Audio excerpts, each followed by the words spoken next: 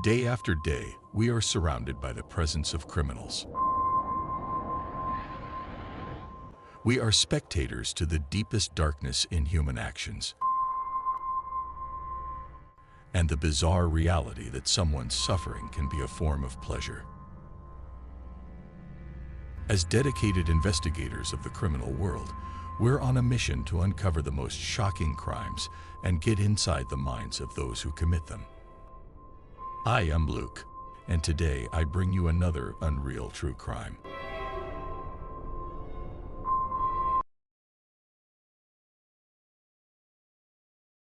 The horrible case of Cielo Lopez.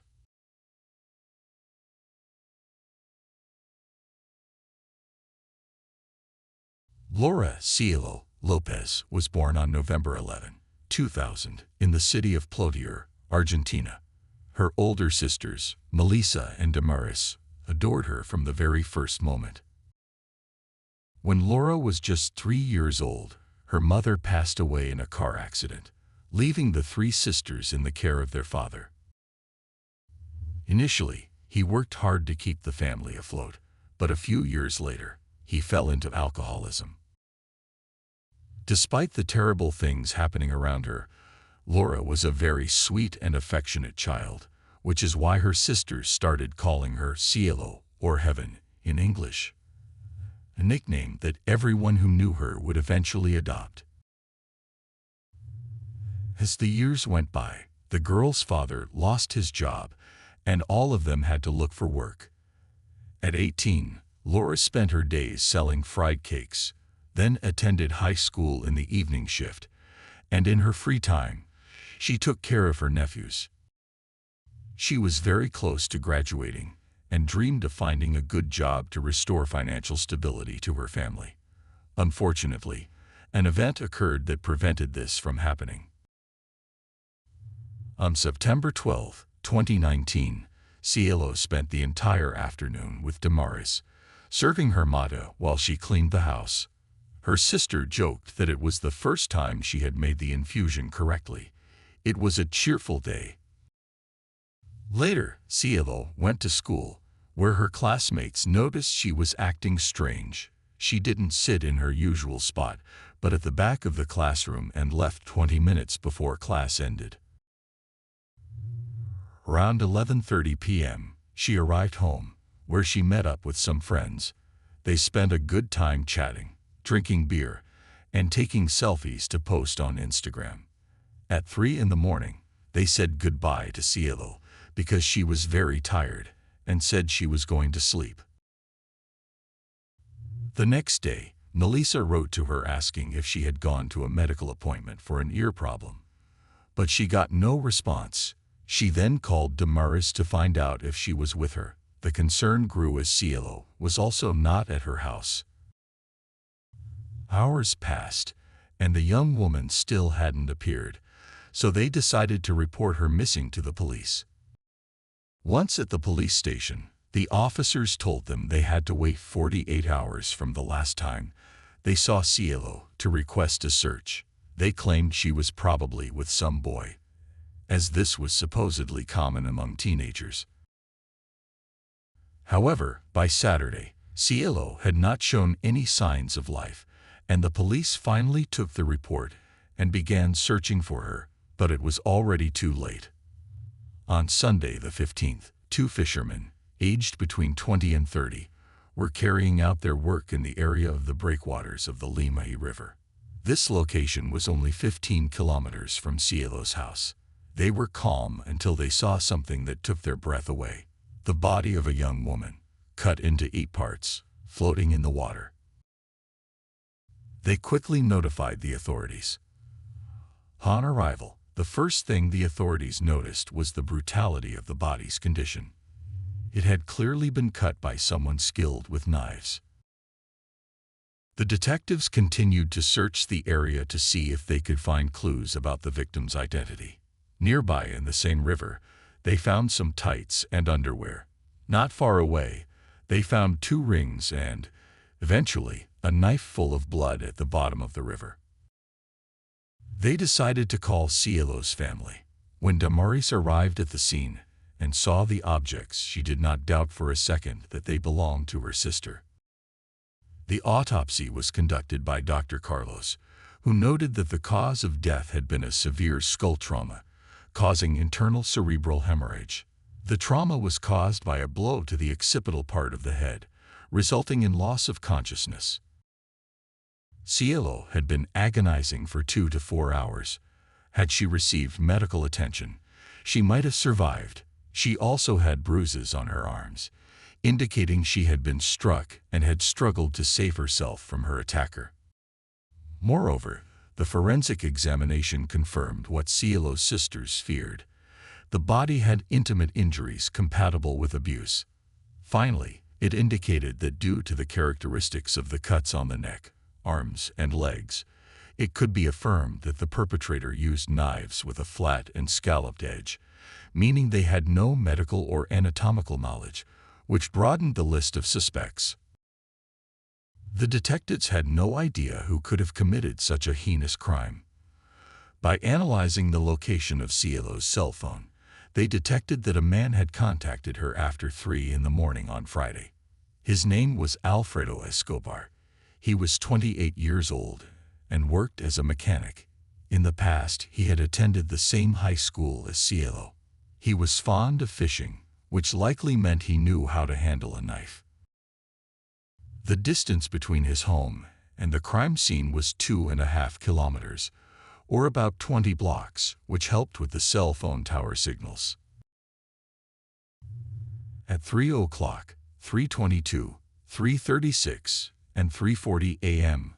on September 13th, the young woman received 4 calls from this man. By then, the cell towers placed each of them in their respective homes. Then both cell phones were activated at her house. Starting at 4:29 a.m., the young woman's phone moved towards the downtown area and ended up at Escobar's residence.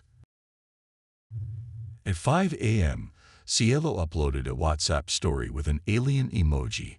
Her cell phone was still at the man's house. By 5:52 a.m., the young woman's mobile phone stopped emitting a signal, and after that, no one heard from her again. These records also showed that Escobar turned off his cell phone until 11:05 p.m. the next day. At that time, the phone was picked up by a cell tower in the place where Cielo's remains were later found. At 12:05 a.m. on Sunday, September 15th, he returned to his home. The investigation also included analysis of videos from 13 security cameras, including urban monitoring, private homes, and businesses, specifically reviewing footage from the early hours of September 13th. In 2 of these video records, 2 people could be seen walking back to back, resembling Cielo and Escobar, matching the young woman's cell phone movement. There was no doubt Escobar was the only suspect in the case. During the investigation, one of the officers recognized him, recalling an encounter a year prior. Escobar had crashed into a police patrol while driving at over 80 kilometers per hour, resisted arrest, and had an active case against him. He was close to going to trial for this incident, but now he faced a completely different and much more serious charge. On September 17th, a police watch was set up about 30 meters from Escobar's house. At 8:30 a.m., they saw a car arrive, and a young person who appeared to be the suspect got out. He entered the house and then came out accompanied by 2 adults around 60 years old. All 3 got into the vehicle. Without raising suspicion, the officers followed the vehicle for a while, noting that it stopped near a highway bridge. At that moment, Escobar and the older man got out of the car, and the police approached them to request their documentation. Escobar was in the company of his father, and the other person inside the vehicle was none other than his mother. It was clear they were attempting to flee the city. The young man did not resist the procedure but appeared extremely nervous. He asked if he could smoke and wanted to move away from the police car. When told this was not possible, he put out the cigarette, sat in his car, and lit one. After a while, He was taken to the police station, and the vehicle was confiscated.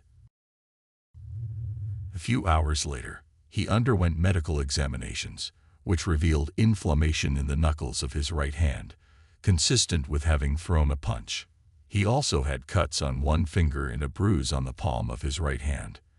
These injuries dated back a few days, likely to the date of Cielo's death, probably incurred while attacking the young woman. Following these examinations, Escobar was formally charged with abuse, carnal access, and femicide, utilizing his right to remain silent. He was placed in pretrial detention for 6 months, as there was considered to be a risk of flight or obstruction of the investigation. On September 17th, the first search of the Escobar family's house was conducted. The property was large, with 60 meters in depth and 12 meters in front. In the back, there was a construction project of 2 apartments. Entering the room where Escobar slept, they discovered that the walls had marks. They tested them with luminol and found what they suspected: blood. Then they went to the backyard, where things only got worse. Among the vegetation, they found blood remains. It was clear that Cielo had received there the blow that caused her death. The investigators took the blood to compare it with Cielo's and Escobar's, and also ordered a DNA test on the fluid found on Cielo's body to see if it matched the suspects. Escobar's lawyer argued that until those results were available, they should not accuse him of abuse. Fortunately, the results arrived quickly. The Central Laboratory of the Ministry of Public Health compared the samples collected during the search with the genetic profile of the victim and the accused. All showed a match. They also analyzed the sneakers that Escobar was wearing at the time of his arrest and the knife found at the bottom of the river. Both items had Cielo's DNA on them. Then, 3 swabs were taken from the intimate areas, and one of them showed compatibility with Escobar's DNA. The investigators were now in a position to affirm that the subject had abused Cielo, then murdered her, dismembered her, and disposed of her body. On September 21, the justice system confirmed these findings during a press conference. The case prosecutor stated that he suspected the individual had murdered Cielo to hide the abuse. If found guilty of this charge, he would receive a life sentence. However, more evidence was still needed. Escobar declared himself innocent, but again, technology would expose him. His cell phone was confiscated, and by court order, he had to provide the access code for forensic analysis. It was found that although he had Cielo among his contacts, he had deleted her after the night of her disappearance. After committing the act, between 6 and 10 in the morning, he deleted the call logged to the victim, but he did not delete their Facebook Messenger chat. The investigation also revealed that on September 11, 12, and 13, the subject had accessed this social network to view the photographs Cielo uploaded. Despite the evidence, the sinister man continued to claim his innocence, but everything was against him. A hypothesis was finally formulated about what happened on the night of the crime. On Thursday, September 12, 2019, Cielo left high school around 8 at night, returned home, and spent some time with friends until 3 in the morning, when she told them she was tired and would go to sleep. 40 minutes after she was left alone, she received a message from Escobar, and they began to chat. Although they knew each other from living in the same city and attending the same school, they were not friends. However, they had mutual acquaintances, which gave her confidence. After a while of chatting, the subject asked if she could come over. She calmly accepted, and at 4, he picked her up and went to his house. What happened in the house was a mystery, but considering the forensic analysis, it was believed that Cielo opposed having relations with the man. Completely enraged, he proceeded to abuse her. After committing the terrible act, he began to fear that she would report him. That's when he decided to take her life. He took her to the back of the house and hit her twice in the head. However, he did not achieve his goal. Cielo was still alive, agonizing. In a totally cruel act, Escobar hid her body for a couple of hours while thinking about what to do. He turned off his phone so that no one would bother him.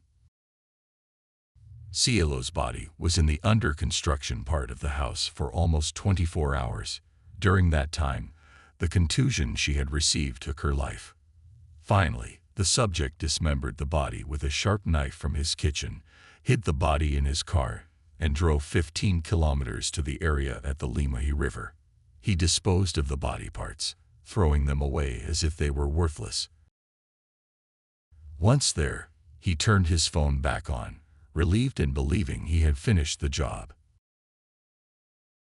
The story of the case became public, and all of city strongly condemned the accused. But the most striking declaration came from Escobar's 23-year-old younger sister, who posted a message on her social networks addressing both her brother and the victim. The publication received mixed reactions. Some people empathized with her, while others accused her of being complicit. Following these attacks, the girl asked that the focus not be lost on what was important, Cielo and her family. She demanded that the fight continue so that there would be no more victims of femicide. Melissa, on her part, contacted Escobar's sister and thanked her for the post. She also requested that people stop attacking her, as she was not to blame. Then the trial against the accused began. In the first hearing, the prosecutor accused Escobar of being the only responsible for the act. The charge was for aggravated homicide against a woman, involving gender violence and abuse with carnal access. In that same hearing, the experts who had intervened in the analysis of the clothing found in the river alongside the remains, and in the evidence found at the bottom of the subject's home, testified. But the most striking confession came from Cielo's best friend. During the trial, she recounted that for months, Escobar had been sending messages to Cielo, inviting her to have a good time and drink beer, but they had never had a date. For her part, she had known him for about 5 years and was aware of his bad reputation. For a long time, Escobar's house had been a party place. Every weekend, the house was filled with alcohol and substances, and there were even couples who had intimacy in front of the rest of those present. She had attended those gatherings but decided to distance herself from that environment when she started a relationship and became pregnant. She emphasized that Cielo had never gone with her. She repeatedly advised Cielo not to meet with Escobar. Cielo always said she wouldn't and that she ignored his messages. However, the defense asked why she didn't recommend Cielo to block the contact. Firmly, she replied that it was her friend's decision, and she didn't want to tell her what to do with her life. While she remained on the stand, she was shown the security camera footage from the day Cielo disappeared. They specifically showed her the footage from 4 in the morning, where 2 people were seen walking backwards through downtown. She had no doubt in recognizing that it was Cielo. She said that her sneakers, her coat, and her way of walking were unmistakable, and she also identified Escobar. As if this witness was not enough, another woman expressed her need to testify against the accused. The prosecution and the victim's family requested that her name remain anonymous and that the accused not be present. The judge granted the request, but allowed the accused to stay on one side of the room, out of the witness's sight. The woman narrated that, sometime before the incident, Escobar had gone out with her. They met through Facebook, the same social network through which he contacted Cielo. They bought 2 beers and took a walk around the neighborhood, then bought 2 more beers. It was then that Escobar invited her to his house, with clear intentions of intimacy. She told him she didn't want to, and the man appeared frustrated, but did not force her. She told him she wanted to change, to be someone new. They were together until about 2 in the morning. Once Escobar returned home, he messaged her again, asking her to have sex. He insisted for a while, but she stopped responding. It was probably at that moment that he contacted Cielo. When the girl found out he was the main suspect in the incident, she was in shock. She hesitated a lot before going to the police station, thinking that if she talked to him, she might convince him to turn himself in voluntarily, but that didn't happen. After hearing the statement, the defense asked if Escobar had been violent towards her in an attempt to discredit her story. She replied that he had not. However, Escobar's impulsive behavior was evident when a friend testified against him, saying he was a womanizer with a substance addiction. His ex-partner also took the stand, stating they had not ended on good terms. Years earlier, she had reported him because she suspected that he had broken into her house and stolen her money.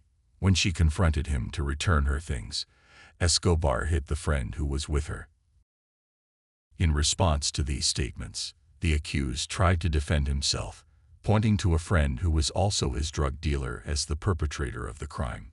He narrated that on the night in question, he was under the influence of substances, and this man was with Cielo at his house. At one point, Escobar heard a scream from one of his rooms and ran to see what had happened. Once he saw the blood, he focused on cleaning it up, then helped his friend hide Cielo's body, referring to it as that thing. At the end of his story, he thanked for having the space to share his version of the truth. However, no evidence was found, and this statement did not prosper. Escobar remained the only suspect. In his closing argument, the prosecutor argued that the man had taken advantage of his prior knowledge of the victim and betrayed her trust. He planned the brutality of his actions and the despicable manner in which he had dismembered and hidden the body. He asserted that the accused had a contemptuous relationship with women, evidenced when he referred to Cielo's body as that thing. The jury's deliberation took only 40 minutes. In a unanimous verdict, Escobar was found guilty of abuse with carnal access and homicide. The latter had the aggravating factor of having been carried out to hide the abuse and for involving gender violence. For this reason, he was sentenced to life imprisonment. Although the case did not go unpunished and tranquility was restored to the community, the problem has not been solved. The rate of cases in Argentina continues to rise every minute. The case of Cielo highlights the need for a program to educate children, young people, and adults on gender issues. The young woman's family launched an initiative to make this possible. In September 2020, almost a year after the murder, the Cielo Lopez law was approved. This law mandates training on the subject for students and teachers at all levels of the provincial educational system to prevent violence against women. And that's the end of today's case. As always, I appreciate your support for my work. If you subscribe, like, and share this video, it will help me continue creating content. This was another episode of Unreal True Crime. See you soon. Day after day, we are surrounded by the presence of criminals. We are spectators to the deepest darkness in human actions and the bizarre reality that someone's suffering can be a form of pleasure. As dedicated investigators of the criminal world, we're on a mission to uncover the most shocking crimes and get inside the minds of those who commit them. I am Luke, and today I bring you another Unreal True Crime.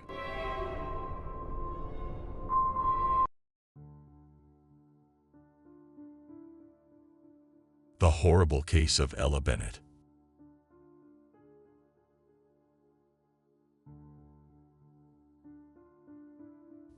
Ella Bennett was born on April 12, 2002, in Georgia, USA, into a family beset by conflicts. To understand the environment she was born into and lived in during her short life, we must understand her mother, Charity Lee. Her life was fraught with challenges from a young age, marked by tragedy and later struggles with substance abuse and problematic relationships. Charity was born on the outskirts of Atlanta, Georgia, to Killa Clark Bennett and James Robert Bennett Jr. A defining moment in her childhood occurred when she was just 6 years old. Her father, a 37-year-old trucking company owner, was fatally shot in a violent attack inside their home in an exclusive residential area of Atlanta. He was found with multiple gunshot wounds to his head, chest, and back. The police reported that he was alone at the time of the crime and that there were no signs of struggle at the scene. Initially, authorities suspected organized crime. However, the aftermath of James's funeral brought a shocking development. Charity's mother, Cielo, then 29, became the prime suspect in his murder. The charges were laid just 3 days after the couple, previously divorced, had remarried in Las Vegas. Evidence against Cielo included details like the unlocked doors of their home and her status as the primary heir to the trucking business. Additionally, the patrol officer who transported Cielo post-arrest noted that she occasionally exhibited satisfaction in her demeanor. During the trial, evidence was presented suggesting Cielo had been in contact with a truck driver and might have been involved in the crime. Despite this, the jury found her not guilty due to insufficient evidence, leading to her acquittal. The presiding judge described it as the most peculiar case of his career, given the variety of plausible angles and hypotheses. The controversy surrounding her father's death and her mother's high-profile trial deeply impacted Charity. During her mother's imprisonment, she was cared for by her maternal grandparents. Throughout her childhood and adolescence, Charity sought love and approval from her mother. In a desperate bid for attention, she intentionally turned to drugs, frustrated by her mother's apparent disinterest. At 17, Charity battled depression and heroin addiction, straining her relationship with her mother to the point of being kicked out of the house.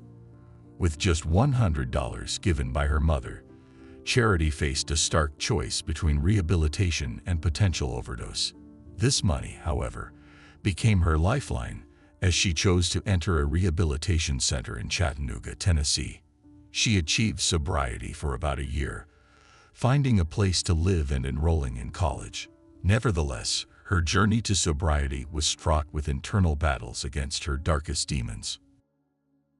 Nevertheless, during these difficult moments, she attempted to end her life on several occasions. At the age of 18, Charity became pregnant with her first child and at 3 months pregnant, decided she must definitively leave behind that dark stage in her life to become the best mother for her unborn child. That baby, whom she named Paris, became the motivation she needed to recover. She often said that her son had saved her life. When Paris Lee Bennett was born on October 10, 1993, in Abilene, Texas, Charity was alone because the father of the child had left her as soon as he learned of the pregnancy. Later, when Paris was 17 months old, his father returned to their lives. Charity recounted that it was clear the father was not well, having been diagnosed with paranoid schizophrenia and experiencing auditory and visual hallucinations. Paris was a very artistic and creative boy who enjoyed drawing. Beginning at the age of 3, he was introverted, not very sociable, and reluctant to show affection to people he knew. The boy, who dreamed of becoming a paleontologist, was focused on his academic life. He studied a lot, had an IQ of 142, and never had problems at school. His performance was much higher than his peers, and his teachers considered him a unique child with potential and a promising future.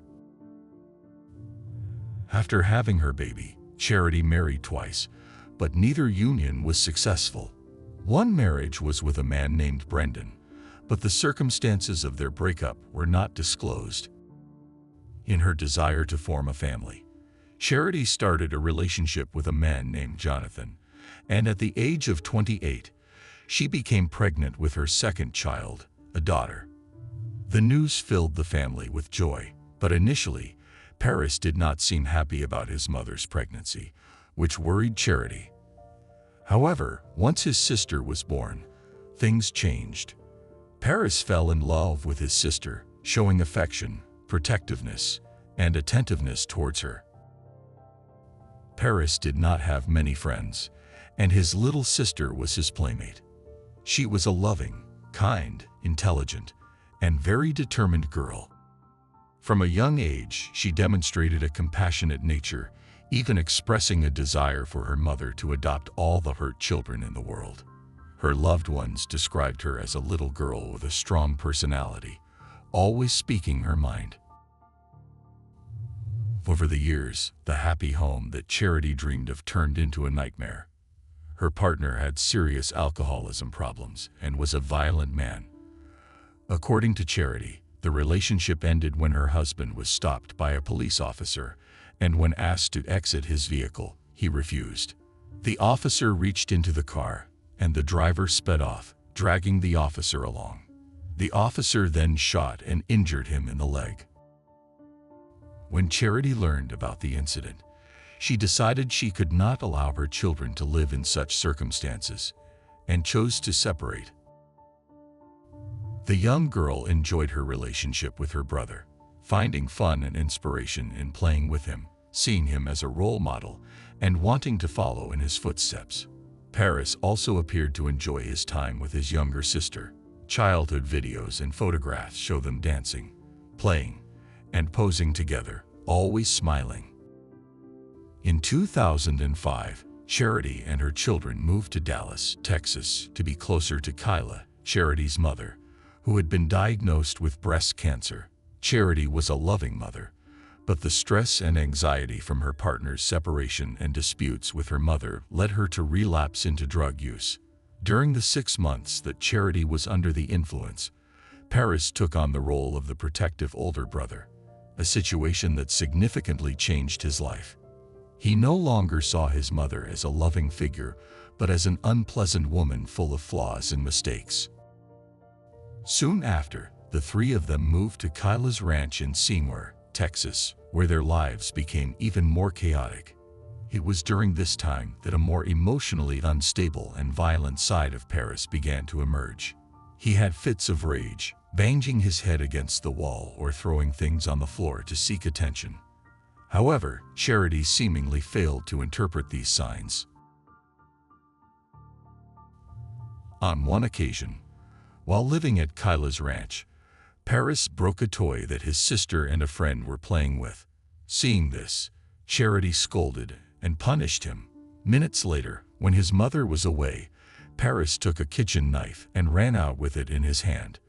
Alarmed by the screams of one of the ranch workers, Charity and Kyla rushed to the scene and managed to disarm him after some struggle. Worried about her son and his violent outbursts, Charity took Paris to a psychiatric center. However, feeling that he was not given adequate attention, she decided to return home with her son. According to some accounts, there were other similar episodes later on. On one such occasion, Paris threatened his aunt and sister, leading Charity to take him again to a health center where he underwent various tests. The specialist told Charity that it was concerning for a child so young to have thoughts about harming others, recommending that she seek treatment for him. However, Charity did not take the psychiatrist's suggestions well, finding the evaluation erroneous and offensive, and disregarded the advice. Nonetheless, doubts about how to handle her son's situation lingered in her mind, and shortly after, the family moved to Abilene. Over time, Paris developed resentment towards his mother, leading to constant arguments between them. For Charity, although the changes in her son confused her, she didn't believe they were as serious as the psychologist had suggested. Unfortunately, she was mistaken. Then came February 4, 2007. That day, 13-year-old Paris was visibly upset with his mother from the morning. But as he was a teenager and fights between mother and son had become a daily occurrence, she didn't give it much thought. At that time, Charity was working at a well-known restaurant near Abilene, and had hired a babysitter that day to help while she was at work. She thought she had faced worse things with Paris, and that, as in the past, everything would be resolved. So before leaving, she approached her son, kissed him, and told him she loved him. She had a demanding workday due to the Super Bowl. After midnight, around 12:30 a.m. on February 5, 2007, exhausted from the intense hours, Charity was cleaning tables at the restaurant, eager to finish her shift and return home to rest and see her children. That's when several police officers arrived at the establishment. As she went to find the manager, she heard her name mentioned in the office and felt terror. Confused and disoriented, she couldn't understand what was happening when an officer told her that her 4-year-old daughter was injured. Her immediate reaction was to ask what had happened and where her daughter was. Then, the officer informed her that her daughter had passed away. Unable to bear the shock, Charity fainted. There is nothing more terrifying for a mother than the death of a child. But the truth she heard from the police was much crueler and more painful than she could have imagined. While being taken by the police to the station, Charity asked about her son Paris, and an officer responded that they had him. This brief and stark answer made her realize her worst nightmare had come true. When she heard her daughter had died, she felt shattered. But learning that Paris was the perpetrator was like having those shattered pieces broken again. According to the police investigation, that night the babysitter had taken the kids out for Chinese food. They returned home and watched a children's movie. The little girl then went to her room to sleep, while Paris retreated to his because he had to finish his homework. It's unknown at what moment Paris decided to end his sister's life, but as a bright and manipulative teenager, around 10 at night, he managed to convince the babysitter she could go home, assuring her that his mother was on her way. With her absence, it would be easier for him to execute his plan. What happened once they were alone was a true scene of terror. Paris went to Ella's room, beat her, sexually abused the little girl, barely 4 years old, and suffocated her. Then, with a knife he had taken from the kitchen, he gave her 17 fatal stabs. Immediately after the attack, Paris picked up the phone and called a friend, engaging in a conversation about various topics. Roughly 2 minutes after ending this call, which lasted 6 minutes at 11:42 p.m., the teenager dialed 911. During the call with the emergency operator, Paris seemed desperate and distressed about the atrocious act he had just committed. When asked if the girl was bleeding, he admitted she was because he had inflicted several wounds on her. The operator instructed Paris to perform CPR while waiting for emergency services and provided the necessary directions. On the recording, Paris can be heard counting as if following the instructions, but investigators later concluded that he never attempted to revive her. This was deduced from the position of the little girl's body and the bloodstain patterns found at the scene. In an attempt to justify his actions, Paris told the operator that he had hallucinated and thought his little sister was a demon. Soon, the street outside was filled with police and paramedics. Paris was taken into custody and brought to the police station while the investigation began at their home. During interrogation, he again mentioned his demonic hallucinations, claiming he was sleeping with his sister and woke up to her face looking different, like a demon engulfed in flames. He said he thought she was possessed and attacked her in a panic attack. As Paris continued his account, however, he fell into contradictions.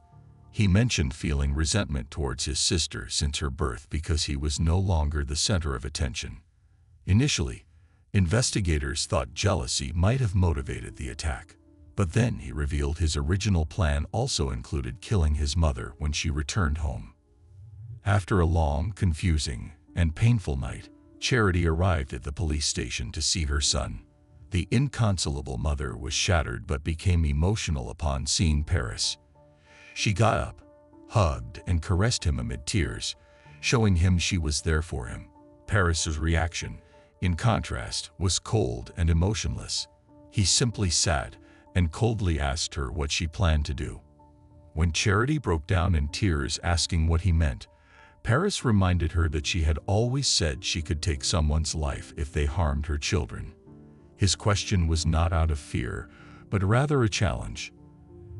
At that moment, Charity realized there was something very dark in her son. Following his arrest, Paris was charged with the murder but not tried as an adult, as the minimum age for adult prosecution in Texas is 14 years. Instead, he was charged in juvenile court and pleaded guilty to capital murder. Charity was left feeling confused and unsure of what to do next. Although Paris's defense team suggested he not plead guilty, for Charity, this was unthinkable. She couldn't hate her son and wanted him to be held accountable for his actions. Yet she also desperately sought to understand what had driven him to such extremes. While the prosecution aimed for a life sentence, his lawyer was preparing to secure the lightest sentence possible. As part of their efforts, the defense advised against Charity receiving mental health counseling, fearing that the prosecution might use the reports against Paris. Despite the traumatic ordeal she faced as the mother of both the victim and the perpetrator, she finally accessed counseling 2 years after the crime. She was diagnosed with severe post-traumatic stress disorder and depressive disorders. Charity lost 15 kilograms in 13 days, started self-harming, and harbored a strong desire to die. Nevertheless, she knew she had to be strong for Paris, whom she never stopped loving despite the circumstances. In the months following, Paris was in complete isolation. He didn't speak and communicated only through letters and drawings. 2 months before his sentencing, Paris began to reject simple instructions and became more violent. On one occasion, he repeatedly hit a fellow inmate in the face and received a warning for making derogatory comments about other inmates. He later flooded his cell and confronted guards who came to see what was happening. During evaluations, he referred to the crime against his sister with a smile on his face. Prison staff reported that Paris repeatedly tried to manipulate them into giving him his mother's address. At one point, Texas Department of Justice officials said he had hacked the jail's computer system, though the intent was unclear. During this time, 2 psychologists evaluated Paris, and a third reviewed the case. Each report described the boy as showing marked antisocial behavior, reduced empathy, and remorse. The first specialist wrote that he had a moderate risk of developing traits characteristic of psychopathy and pathological narcissism. The second asserted that the teenager displayed all the characteristics of a psychopath. The third went further, suggesting to Charity that she change her identity and move somewhere Paris could never find her. Paris was sentenced to 40 years in prison with the possibility of parole after 20 years, which is the maximum sentence for capital murder in a Texas juvenile court. Had he been an adult, he would have faced the death penalty. Paris will be eligible for parole for the first time in February 2027. If he is never granted parole, he will be released in February 2047, by which time he will be over 50 years old. 2 years after his sentencing, Paris made chilling and macabre confessions about his motivations. He revealed that his original plan was to take the life of his mother, Charity, but after much thought, he realized he wanted to make her suffer in a way that killing her would not achieve. By taking away her young daughter Ella, he knew Charity would suffer for the rest of her life. In 2013, 6 years after losing Ella, Charity became pregnant and decided to raise her new baby, Phoenix, on her own, despite still being devastated by the loss of her beloved Ella. Phoenix brought life, joy, and a renewed will to move forward back into her life. However, Phoenix's arrival was not without challenges. He was born with a defective heart valve and had to undergo open heart surgery. Fortunately, he recovered successfully. When Paris learned of his mother's pregnancy, he sent her a letter expressing his happiness. even though he knew he would never be able to meet his half-brother in person due to legal restrictions preventing convicted felons from contacting minors under 17 years of age. This restriction was a relief for Charity, who never brought Phoenix to the prison. Although Paris and Phoenix never met in person, they talked over the phone when Charity called her eldest son.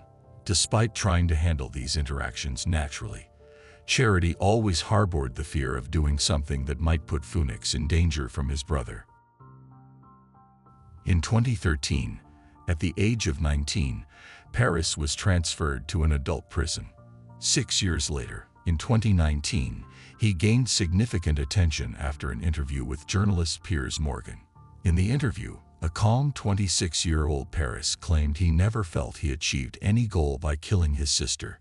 He expressed being completely different from the person he was at the time of the murder and acknowledged the deep hatred he once felt for his mother, though he admitted to harboring thoughts of committing a crime since he was very young. Paris' story inspired documentaries revealing his manipulative and narcissistic personality. However, he consistently insisted that he was not mentally ill. For a long time, Charity visited and communicated with Paris through letters and phone calls. She shared her story with various media outlets, explaining that after her daughter's death, nothing made sense anymore, marking the end of the life she knew. Reflecting on the past, she regretted relapsing into drug use, believing it injured Paris, but she did not regret how she raised him. In 2021, Charity declared that she had ceased all communication with Paris. This decision came after learning he had become involved with a woman on bail living 2 hours from her home. Charity acknowledged that while she still loved Paris as her son, she did not like the man he had become. Following the tragedy, Charity established a foundation named Ella in honor of her daughter, which also stands for Empathy, Love, Lessons, and Action in English. Through this initiative, she advises families of both victims of violent crimes and offenders. Having experienced both sides of such tragedies, first as a child when her mother was accused of her father's murder, and later as a mother when Paris committed his crime, Charity understands the profound impact violent crimes have on families. She feels that the best way to honor her daughter, Ella, is by helping others navigate adversity, regardless of which side of the story they are on. This foundation serves as a testament to her commitment to supporting those affected by violent crimes and creating a platform for healing and understanding.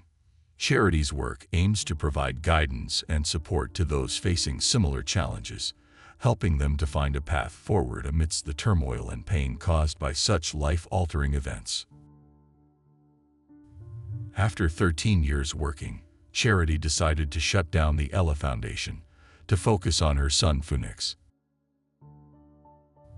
And that's the end of today's case. As always, I appreciate your support for my work. If you subscribe, like, and share this video, it will help me continue creating content. This was another episode of Unreal True Crime. See you soon.